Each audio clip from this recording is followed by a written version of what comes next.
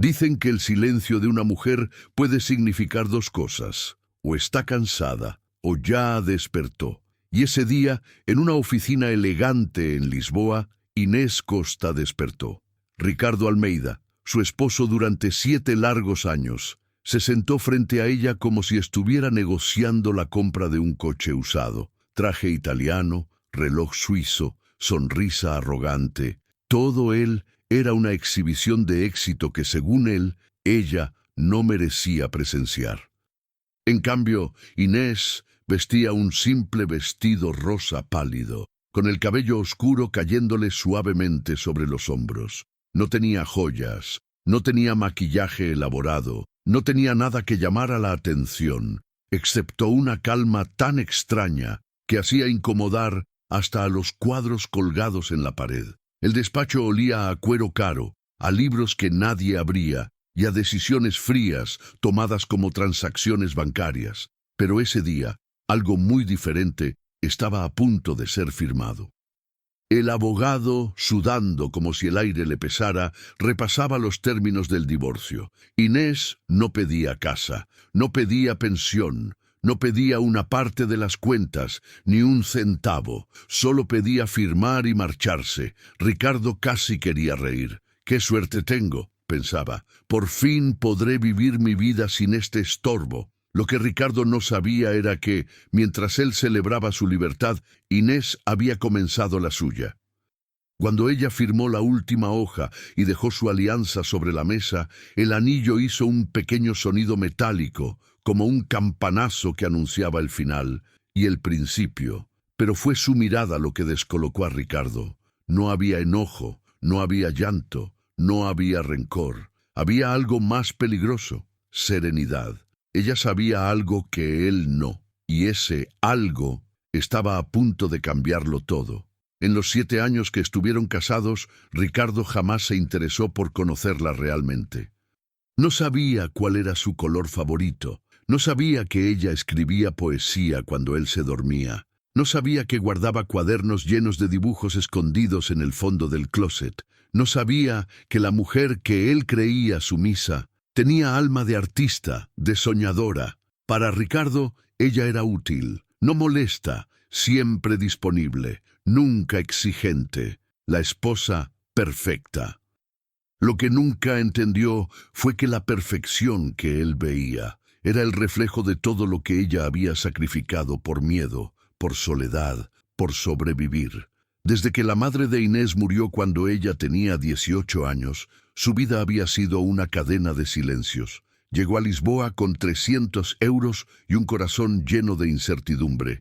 Se enamoró de Ricardo porque él parecía ofrecerle estabilidad, un lugar donde pertenecer. Pero ese hogar se convirtió en una jaula cómoda, sí, pero jaula al fin.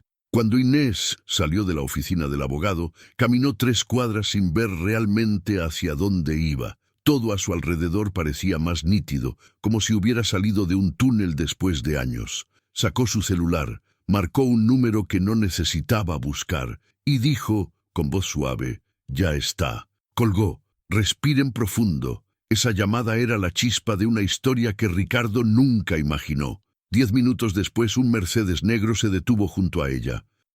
Y de ahí bajó un hombre que no tenía nada que ver con su vida anterior. Su nombre: Miguel Tavares Costa, un empresario poderoso, millonario, dueño de hoteles de lujo, un hombre que movía hilos en Portugal con solo levantar un dedo. Pero para Inés, ese día, él no era un magnate, era el resultado de una verdad que había permanecido enterrada por más de 30 años. Todo comenzó meses atrás, cuando Inés encontró una caja vieja guardada en el fondo del armario.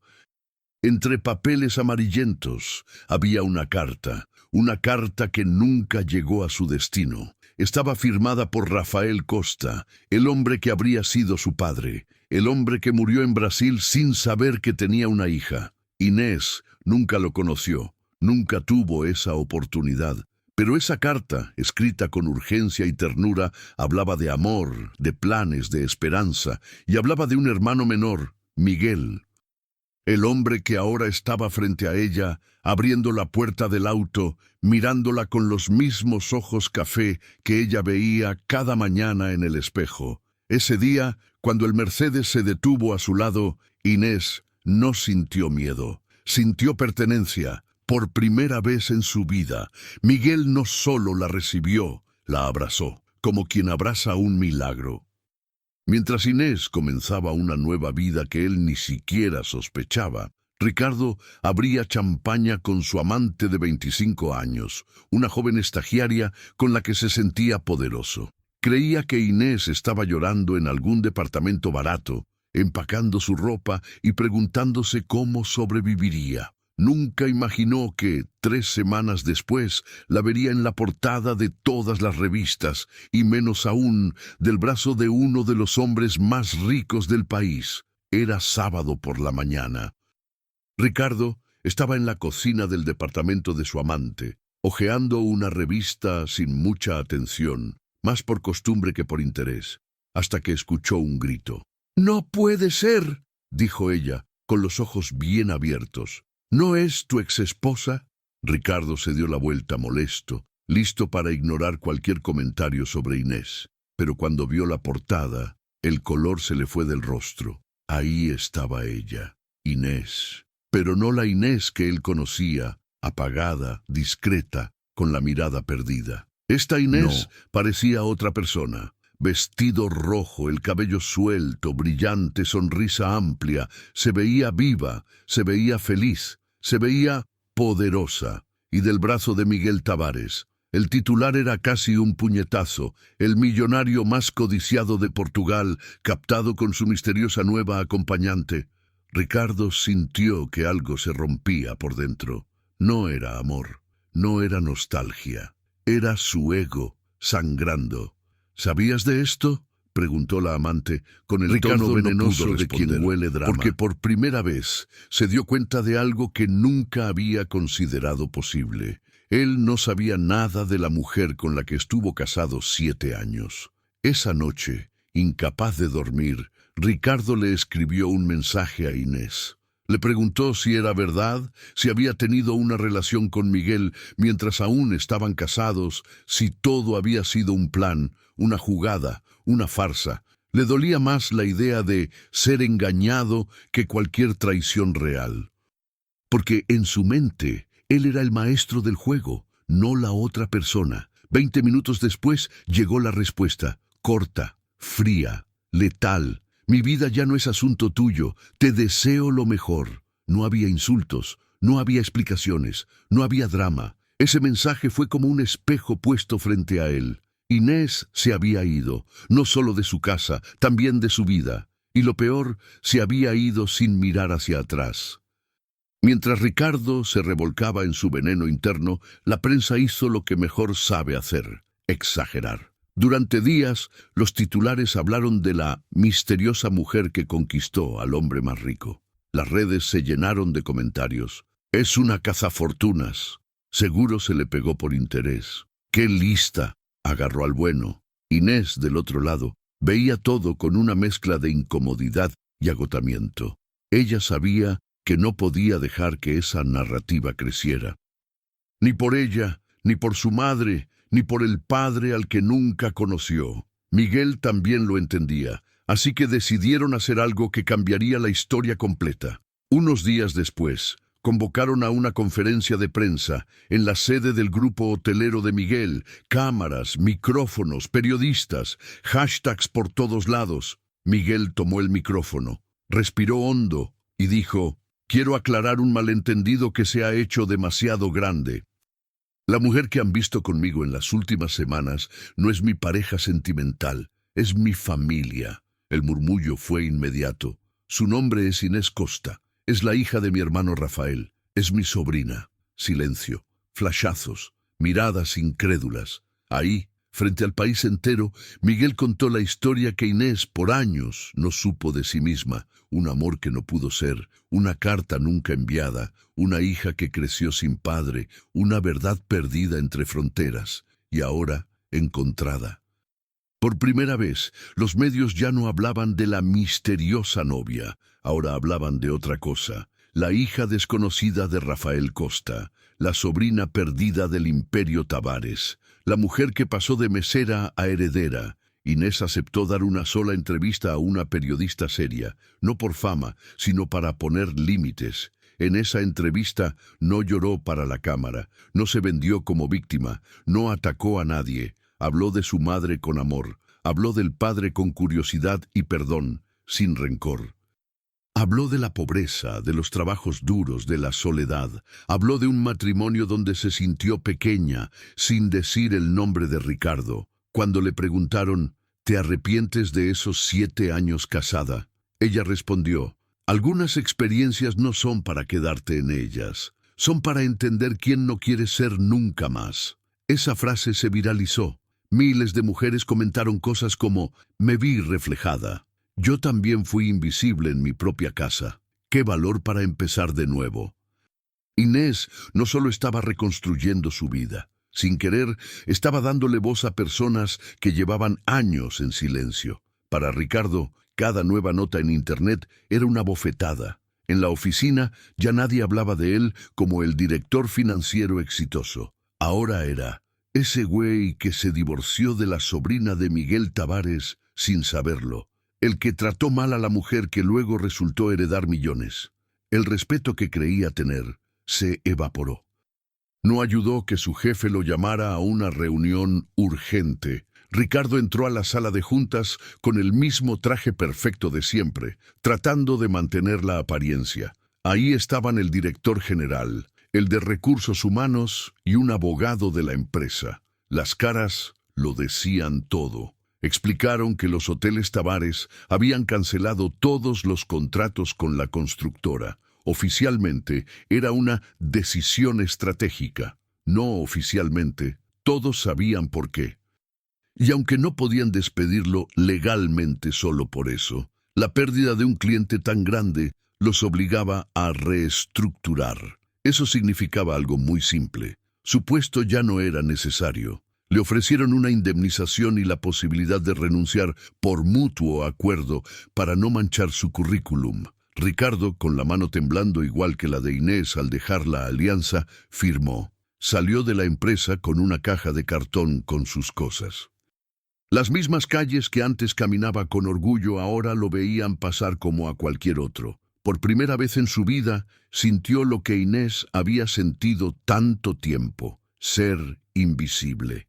La diferencia era que a él le dolía el orgullo, a ella le dolía el alma. Y aquí es donde la historia se parte en dos caminos preciosos y crueles al mismo tiempo.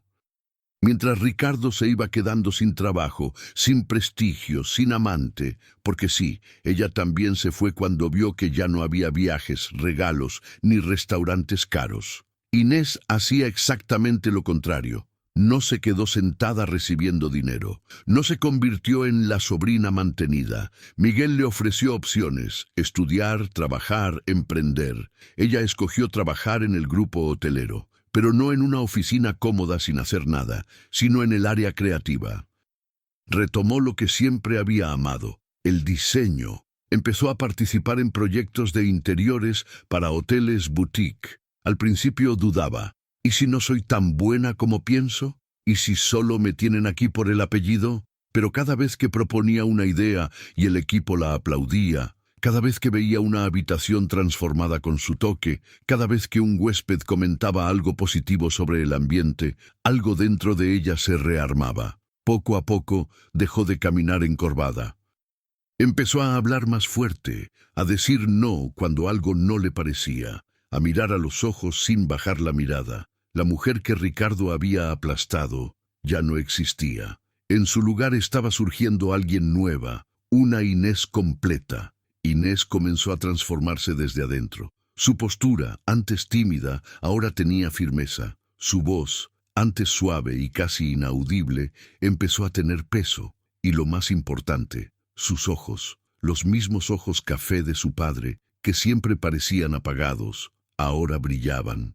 Miguel lo notaba. Sobrina, si tu papá estuviera aquí, estaría orgulloso de ti, pero yo lo estoy por los dos. Inés sonreía, medio avergonzada, medio emocionada. Nunca había tenido familia que la abrazara así. En el hotel boutique donde trabajaba, la supervisora del área creativa le dijo un día: «Oye, Inés, ¿sabes que tu estilo tiene algo especial? No es solo bonito, es emocional. La gente entra a las habitaciones y siente algo». Inés sintió un nudo en la garganta. Nadie jamás le había dicho eso. Ricardo, por ejemplo, jamás vio ni un solo dibujo suyo.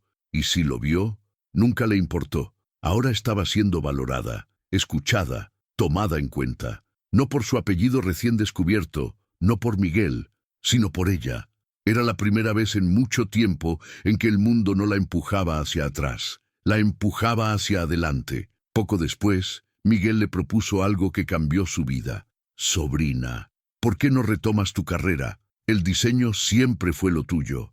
Y si quieres, yo te apoyo, no como regalo, como lo que tu papá hubiera querido para ti». Inés no quiso aceptarlo de inmediato. El miedo a parecer oportunista todavía la lastimaba, una herida emocional de años con Ricardo. Pero Miguel, sabio y paciente, le respondió: «Aceptar ayuda no te hace débil, te hace humana. Y créeme, tu padre habría dado la vida por verte cumplir tus sueños». Esa frase la derrumbó por dentro. Esa noche en su departamento nuevo, Inés lloró de emoción, de alivio, de duelo. Lloró por la niña que nunca tuvo padre, por la joven que sobrevivió sola, por la mujer que se cayó 7 años para no despertar la furia de un hombre. Lloró por todo lo que había perdido y por lo que estaba comenzando a ganar. Un mes después, se inscribió a la universidad nuevamente, a clases nocturnas, entre proyectos de diseño y café. Volvió a sentirse viva. Un día, Inés fue enviada al norte del país para supervisar la renovación de un hotel en Oporto. Ahí conoció a Daniel Oliveira, el director del hotel.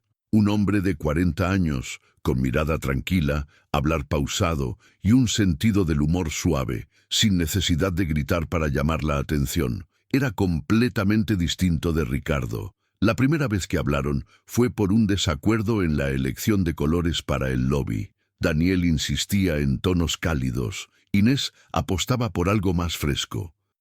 La discusión, que empezó formal, terminó con los dos riéndose de lo apasionados que podían ser por un simple color. Él la miró de una forma que nadie la había mirado antes, no como una sombra, no como una ayudante, no como un adorno. La miró como alguien que tiene algo valioso que decir, y cuando ella hablaba, él escuchaba, de verdad. Después de esa reunión, Daniel le dijo: «¿Te gustaría tomar un café? Me quedé pensando en lo que dijiste sobre la relación entre luz y espacio. Suena muy interesante». Inés dudó. El fantasma de Ricardo todavía rondaba en su pecho, pero también sabía que no podía vivir con miedo toda la vida.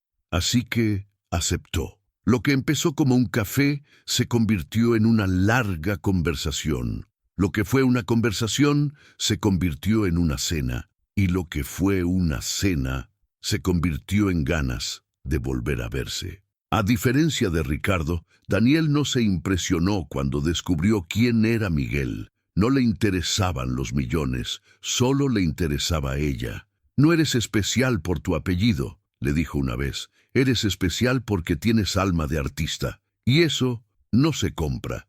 Inés sintió que esa frase le acomodaba el corazón en su lugar. Mientras tanto, la vida de Ricardo se desmoronaba como castillo de naipes bajo lluvia. Su amante lo dejó. La empresa ya no lo quería. Su reputación quedó manchada. Los colegas que antes lo adulaban ahora lo evitaban. Empezó a mandar currículums por todo Lisboa, pero las respuestas no llegaban. Cuando algunos reclutadores veían su nombre, recordaban la historia. ¿No es ese el tipo que trató mal a la sobrina de Tavares? Mejor no queremos problemas. Por primera vez, Ricardo sintió lo que es ser juzgado sin que te den oportunidad de explicarte. El karma le estaba hablando, y lo hacía con eco. Desesperado, regresó a vivir con sus padres. En el cuarto donde creció, con pósters viejos aún pegados en la pared, Esa noche, solo, sentado en la cama que usó cuando tenía 16 años, Ricardo lloró. No lloró por Inés, lloró por la persona que nunca fue, por las oportunidades que aplastó, por el ego que lo dejó ciego. Estaba tocando fondo, pero sin saberlo, ese fondo sería el inicio de su cambio. Mientras Ricardo se hundía más, la vida de Inés tomaba un ritmo hermoso. Cada vez se veía más segura en el trabajo. Sus proyectos eran reconocidos, sus profesores la felicitaban por su sensibilidad artística, y con Daniel las cosas fluían. Él no la presionaba, no la idealizaba, no le exigía que fuera perfecta. Un día, mientras caminaban por la orilla del río Duero, Daniel la tomó de la mano y le dijo: «No sé qué pasaste antes, pero sé que no te hicieron justicia. Si algún día quieres hablar, estoy aquí». Inés cerró los ojos. Por fin, alguien la veía, y no para controlarla, no para poseerla, no para silenciarla. La veía para acompañarla. Así nació el tipo de amor que sana sin lastimar. Un año después del divorcio, Inés y Daniel anunciaron su compromiso. La boda sería pequeña, íntima, en la misma región donde Inés pasó su infancia humilde. Miguel lloró cuando ella se lo contó. «Sobrina, tu historia merece un final luminoso». Mientras tanto, Ricardo se enteró por Facebook, como cualquier desconocido. Vio una foto de Inés abrazando a Daniel. Ella radiante, con un vestido sencillo y hermoso. Daniel mirándola como si fuera un regalo de la vida. El comentario de la foto decía: «Agradecida por las segundas oportunidades, por encontrar a alguien que ve tu luz incluso cuando tú olvidaste que la tenías». Ricardo sintió un golpe en el pecho, no por amor, sino por darse cuenta de que él fue incapaz de ver esa luz. El día de la boda llegó con un sol suave y un viento fresco que venía desde el Atlántico.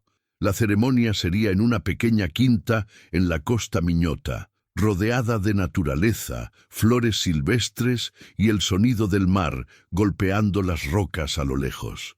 Inés se estaba preparando frente a un espejo antiguo, con un velo blanco que caía delicado sobre sus hombros. No llevaba joyas caras, ni maquillaje excesivo. Llevaba algo mucho más valioso: paz. Miguel entró al cuarto. Sus ojos se aguaron apenas la vio. «Sobrina, si tu padre pudiera verte hoy estaría orgulloso. Tu mamá también lo estaría. Y yo estoy más orgulloso de lo que puedo decir». Inés lo abrazó, sintiendo en su pecho el latido de una familia que creyó perdida toda su vida. Por fin, no estaba sola. La boda fue íntima. Menos de 50 invitados, colegas del trabajo que se convirtieron en amigos, vecinos de la aldea donde creció, quienes la recordaban como la niña callada que iba al río a dibujar.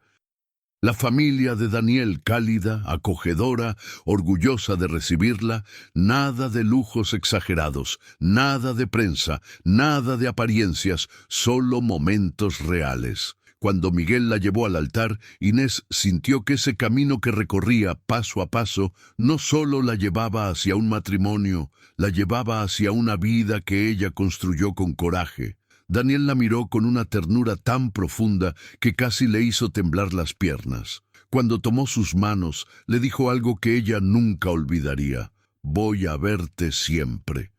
Voy a escucharte siempre. Voy a recordarte tu valor cada día que el mundo quiera hacértelo olvidar». Inés tuvo que respirar hondo para no llorar, porque esas eran justo las palabras que su corazón había necesitado escuchar toda la vida. Cuando llegó su turno de hablar, ella dijo: «Aprendí que el amor verdadero no te hace pequeña, te ayuda a brillar. Aprendí que a veces la vida te rompe para que puedas reconstruirte mejor. Y aprendí que merezco ser vista, escuchada y amada». La gente lloró. Era inevitable, era demasiado real. Nadie mencionó a Ricardo, nadie lo extrañó, nadie preguntó por él, no porque fuera malo, sino porque ya no tenía lugar en esa historia. Para todos los presentes, Inés era una mujer nueva. Para nadie, ella era la exesposa de Ricardo. Y Ricardo simplemente se había vuelto lo que él la hizo sentir por años: invisible.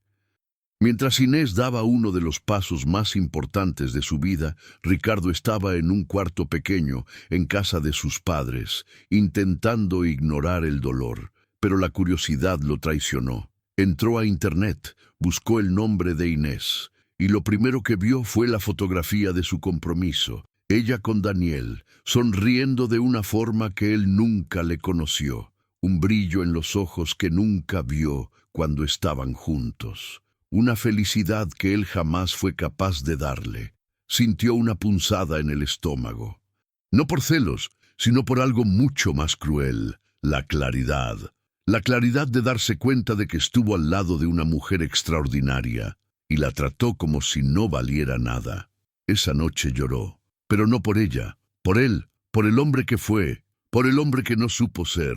Por primera vez en su vida, Ricardo aceptó que tenía problemas que nunca quiso enfrentar y buscó ayuda profesional. Entró en terapia, semanas, meses, sesiones largas. Tuvo que enfrentar cosas que había escondido toda su vida, su necesidad de control, su miedo a no ser suficiente, su forma de humillar para sentirse superior y su incapacidad de reconocer amor real cuando lo tenía frente a él. El proceso fue doloroso, pero necesario. La caída fue su única oportunidad de levantarse de verdad. Mientras Ricardo reconstruía su vida desde cero, Inés vivía lo que siempre mereció. Su trabajo como diseñadora se volvió reconocido en todo el grupo hotelero. Sus ideas eran frescas, elegantes, sensibles. Varias revistas de decoración destacaron su talento sin mencionar su apellido, lo que siempre quiso. Retomó sus estudios y los terminaba con excelencia. Volvió a escribir poesía. Hasta publicó algunos poemas en una revista literaria pequeña, pero significativa para ella. Y con Daniel, la vida era tranquila, amorosa, estable, no perfecta, pero real. Un año después de la boda, tuvieron una hija. Una niña con grandes ojos café, iguales a los de Rafael, a los de Miguel y a los de Inés. Esa criatura terminó de cerrar heridas que ella ni sabía que aún tenía.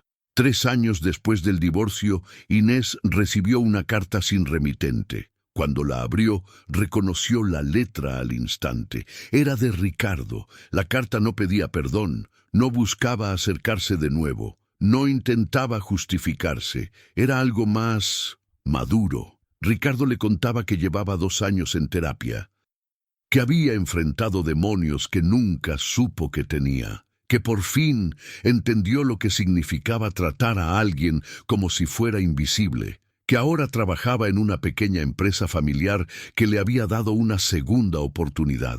No buscaba nada de Inés. Solo quería decirle que ojalá fuera feliz, que ella le enseñó, sin querer, la lección más dura de su vida, que no buscaba redención, solo quería ser alguien mejor para no lastimar a nadie más.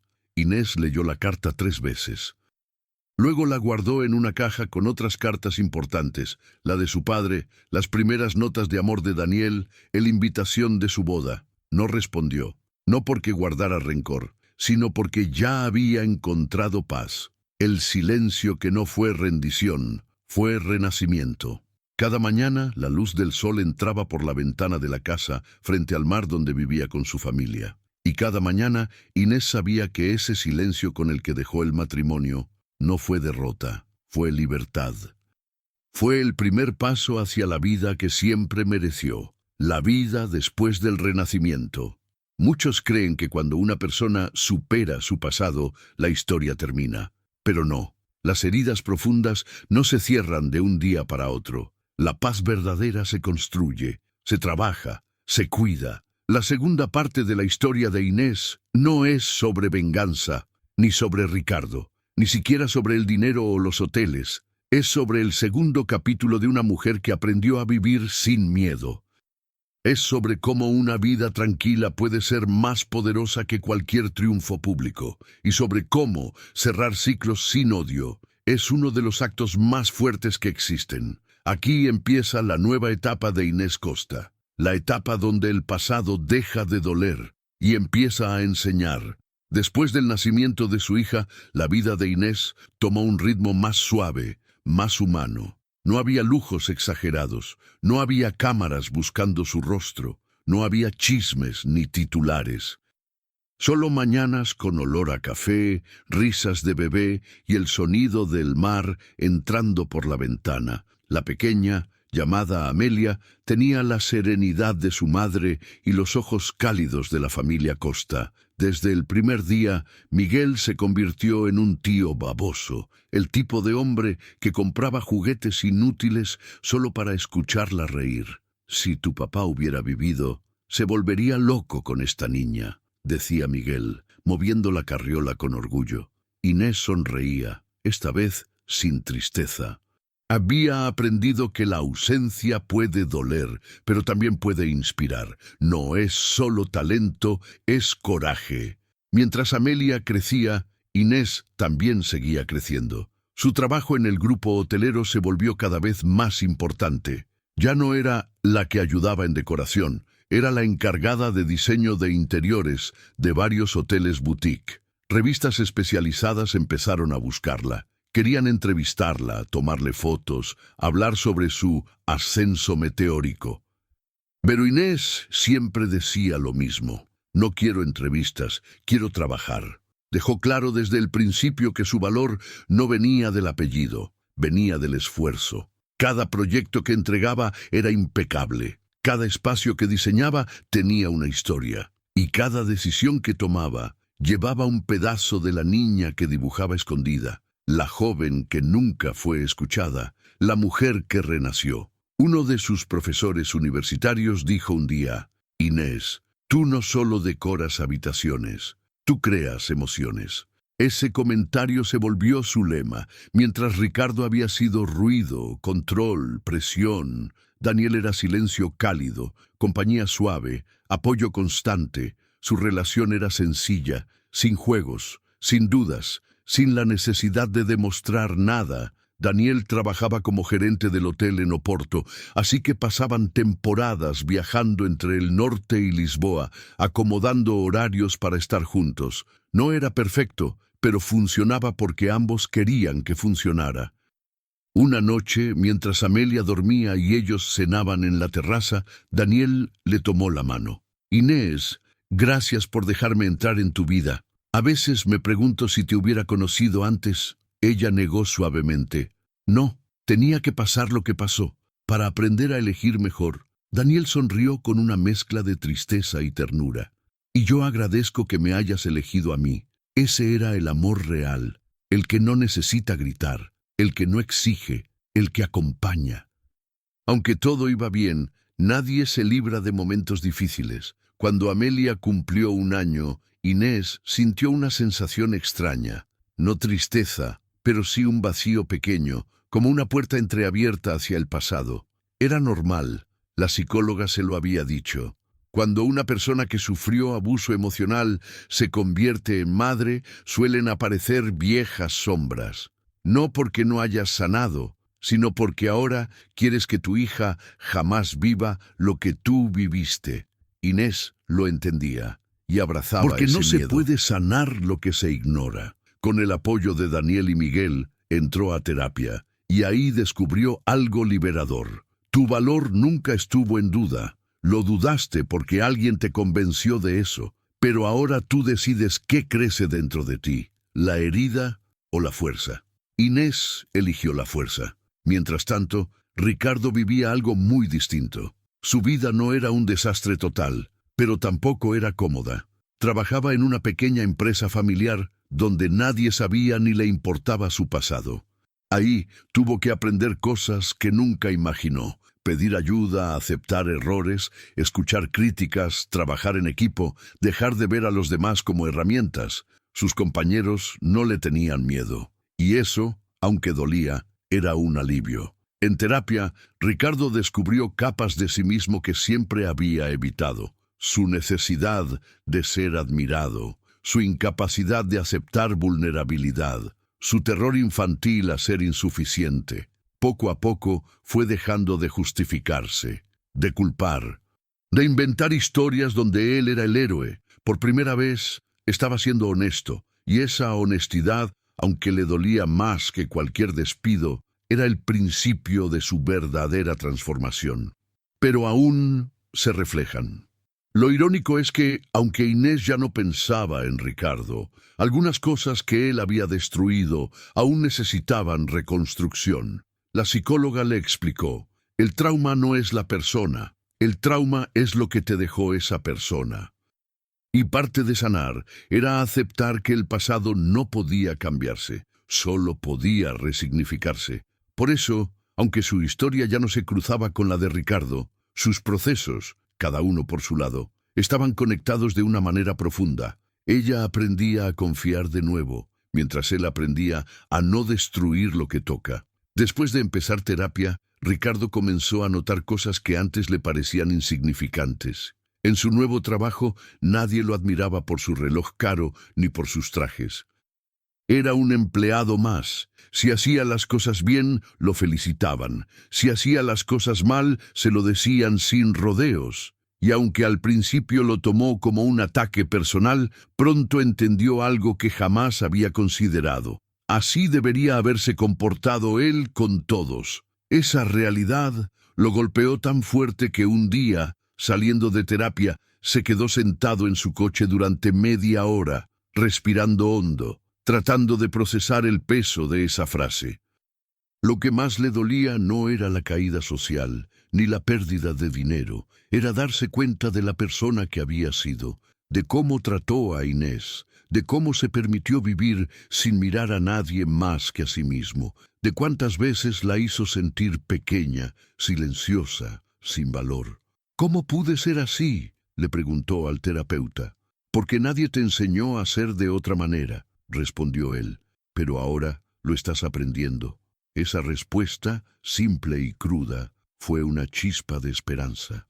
La vida de Inés, por su parte, estaba llena de pequeños milagros cotidianos. Amelia ya decía sus primeras palabras: papá para Daniel, tío para Miguel, mamá para ella. Esa última fue la que la hizo llorar de emoción. En su trabajo, sus diseños empezaban a ser reconocidos incluso fuera del grupo hotelero. Varios hoteles pequeños pidieron cotizaciones directamente con ella. Querían su estilo, su sensibilidad, su toque cálido. Inés siempre decía: no soy empresaria, solo soy diseñadora. Pero Miguel, orgulloso, le respondía: eres artista, sobrina, y el mundo está empezando a notarlo. Y aunque ella sonreía, parte de sí seguía aprendiendo a aceptar elogios. La inseguridad que Ricardo alimentó durante años no desaparecía tan fácil, pero cada logro la reforzaba, cada diseño aprobado, cada cliente satisfecho, cada comentario positivo. Era un proceso lento, pero firme. Una mañana, mientras Amelia jugaba con bloques de madera en la sala, Inés recibió una llamada inesperada. Era una coordinadora de un evento internacional de diseño que se celebraría en Barcelona. Inés Costa, hemos visto su trabajo en revistas de Portugal. Nos encantaría que expusiera en la sección de nuevos talentos. Inés se quedó muda. Ella, la misma mujer que Ricardo llamó mediocre, la misma que escondía cuadernos de dibujo bajo su ropa, la misma que dejó sus estudios por no tener sentido. Estaba siendo invitada a un evento internacional. ¿Están seguras de que soy yo?, preguntó nerviosa. Totalmente. Su estilo tiene algo único. Queremos que el mundo lo vea. Esa llamada fue un punto de inflexión. Por primera vez, Inés aceptó que su talento no era casualidad, era real. Daniel la abrazó fuerte cuando ella se lo contó. Sabía que este día iba a llegar, dijo, orgulloso. Eres increíble. Miguel, obviamente casi hizo una fiesta. Vamos a Barcelona. Mi sobrina va a conquistar Europa. Inés reía, pero también tenía miedo. Miedo bonito, miedo de crecimiento. Mientras tanto, Ricardo seguía avanzando. Lentamente, pero avanzando. Había dejado atrás la soberbia. Ya no decía frases como «yo merezco esto», «yo soy mejor que ellos», «yo no hice nada malo». Ahora decía cosas como «tengo que aprender esto». Y tal vez fui injusto. Puedo ser diferente. Sus padres, sorprendidos, le dijeron un día: «Hijo, nunca te habíamos visto así». Ricardo bajó la mirada. Ojalá lo hubiera sido antes. Sin embargo, lo más significativo fue lo que pasó con un compañero del trabajo, un chico joven, nervioso, que cometió un error en un informe. Ricardo vio cómo temblaba mientras explicaba lo ocurrido. Ese temblor le recordó demasiado a Inés. En vez de humillarlo, como hubiera hecho años atrás, Ricardo puso una mano en su hombro y le dijo: «No pasa nada, vamos a corregirlo juntos». Esa frase marcó un antes y un después en su proceso de cambio. Pero una pequeña sombra regresa. A pesar de que ambos avanzaban por caminos distintos, una sombra del pasado aún rondaba. Una sombra que Inés no sabía que volvería, y que Ricardo llevaba meses pensando en enfrentar. En terapia, Ricardo había tenido varias sesiones dedicadas exclusivamente a hablar de Inés, no para justificarse, no para recuperarla, para entender la magnitud de su impacto. Y un día, el terapeuta le dijo: «A veces, cerrar un ciclo requiere decir lo que nunca dijiste, aunque la otra persona nunca te responda». Esa frase lo dejó inquieto durante semanas. Ricardo había aprendido a vivir sin ella, había aceptado las consecuencias, había cambiado, pero había algo que nunca se atrevió a enfrentar: la despedida real. No la que se dio en la oficina del abogado, no la que él creyó controlar, sino la despedida emocional, la honesta, la que solo un hombre transformado puede dar. Fue entonces cuando tomó una decisión. Inés, ajena a todo esto, seguía viviendo su mejor vida. Entre proyectos, clases, noches de familia y tardes de abrazos con Amelia, la felicidad se volvió una presencia constante. Un día, mientras decoraba la habitación de su hija con dibujos hechos por ella misma, Inés pensó: «Si pudiera hablar con mi yo de hace 10 años, ¿qué le diría?». Y se respondió que no es invisible, que nunca lo fue, que un día todo tendrá sentido. Esa era la mayor victoria de todas. Una mañana, mientras Inés preparaba café, escuchó el timbre. En el suelo, bajo la puerta, había un sobre blanco, sin remitente, sin sello, solo su nombre. Su corazón dio un pequeño salto. Lo tomó, lo abrió con cuidado, y cuando vio la letra escrita, supuso quién era. Lo que estaba por leer no cambiaría su vida, pero sí cerraría finalmente la historia que había marcado todo su pasado. Esa carta sería la última pieza del rompecabezas. Inés sostuvo el sobre entre sus dedos durante unos segundos, no por miedo, sino porque sabía que lo que estaba dentro no pertenecía a su presente, sino a su pasado, un pasado doloroso, pero que ella ya había transformado. Se sentó en la mesa del comedor, respiró hondo y abrió la carta. La caligrafía, aunque más temblorosa, era inconfundible. Ricardo, el hombre que la apagó, el hombre que la subestimó, el hombre que, sin saberlo, la empujó hacia la vida que ahora tenía. Inés empezó a leer. «Inés, no busco que me perdones. Sé que no tengo derecho a pedir eso. No escribo para justificarme, ni para recuperar nada. No quiero volver a tu vida. Sé que ya no tengo lugar ahí, y está bien. Solo quiero decirte algo que tardé años en entender. Fui injusto contigo. Te lastimé sin pensar en lo que eso significaba. Te hice sentir pequeña, porque yo no sabía sentirme grande sin aplastar a alguien. Durante mucho tiempo pensé que la vida había sido cruel conmigo cuando lo perdí todo. Pero ahora entiendo que no perdí nada que realmente mereciera, que todo fue consecuencia de mis decisiones y de mis vacíos. Entré en terapia porque ya no podía reconocerme. Poco a poco, tuve que mirar cosas de mí que siempre ignoré: mi ego, mi cobardía emocional, mi miedo a no ser suficiente. Tú nunca fuiste el problema. El problema era yo. Hoy trabajo en una empresa pequeña. Nadie sabe mi pasado, y por primera vez siento paz. Ya no trato de impresionar a nadie. Me esfuerzo por ser útil, amable, responsable. Me tomó más de 2 años, pero estoy empezando a entender lo que significa no hacer daño. No sé si esto sirve de algo, pero quiero decírtelo con toda honestidad. Gracias. Tu silencio el día del divorcio fue lo más fuerte que alguien me ha hecho. Ese silencio me obligó a enfrentarme a mí mismo. No escribo para limpiar mi nombre, ni para aliviar mi culpa. Escribo para dejar constancia de que, aunque tarde, entendí. Deseo que seas feliz, de verdad. Que tu hija crezca rodeada de amor, que tengas la vida luminosa que yo no supe darte, y si alguna vez te preguntaste si valías algo, quiero que sepas que valías más de lo que yo era capaz de ver. Gracias por lo que me enseñaste, aunque haya sido a través del dolor que yo mismo causé. No necesito respuesta, solo quería cerrar esta historia de la forma correcta. Ricardo Inés terminó de leer. Exhaló lento, profundo. No había lágrimas, no había rabia, solo una sensación de cierre. Inés dobló la carta con cuidado. La sostuvo un momento entre las manos. No sentía gratitud hacia Ricardo, tampoco resentimiento. Sentía algo nuevo, compasión, no por él, sino por la versión de ella misma que sufrió tanto y que, sin embargo, logró llegar hasta ahí. Se levantó, caminó hacia su habitación y abrió una caja de madera donde guardaba cosas importantes. La carta de su padre a su madre, notas pequeñas que Daniel le dejaba en libros, el primer dibujo de Amelia, el programa de su boda, y ahora también la carta de Ricardo. La colocó ahí porque no era basura, era historia, una historia que ya no dolía. Cerró la caja, y con ese gesto cerró también un capítulo entero de su vida. Cuando Inés salió al jardín, Daniel estaba jugando con Amelia. La niña reía mientras él la levantaba al aire. El sol iluminaba la escena con una calidez casi cinematográfica. Inés los observó un momento, con el corazón lleno.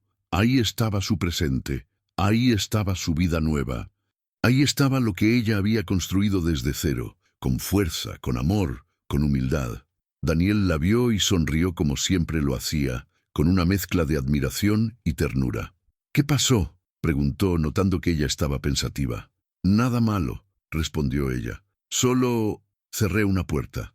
«¿Y cómo te sientes?» «Libre». Daniel se acercó, besó su frente y dijo: «Entonces dejemos esa puerta donde pertenece, atrás». Inés tomó su mano, la apretó con cariño. Nunca imaginó que la libertad pudiera sentirse así. En otro lugar de la ciudad, Ricardo salía de una sesión más de terapia. Su vida era mucho más sencilla que antes. Trabajo, casa, lecturas, algunas amistades nuevas. No era perfecta, pero por primera vez era auténtica. A veces pensaba en Inés, no en lo que perdió, sino en lo que ella ganó, y se alegraba por eso. Ese pensamiento, tan simple, tan humano, era tal vez la prueba más grande de su transformación. Porque un hombre que realmente cambia es capaz de desear felicidad a quien lastimó, aunque él no sea parte de esa felicidad. La justicia no siempre es venganza. Hay quienes creen que la justicia es ver caer a quien te hizo daño. Pero la historia de Inés demuestra otra cosa. La mejor justicia es construir una vida tan hermosa, tan plena, tan libre, que el pasado ya no tenga poder sobre ti.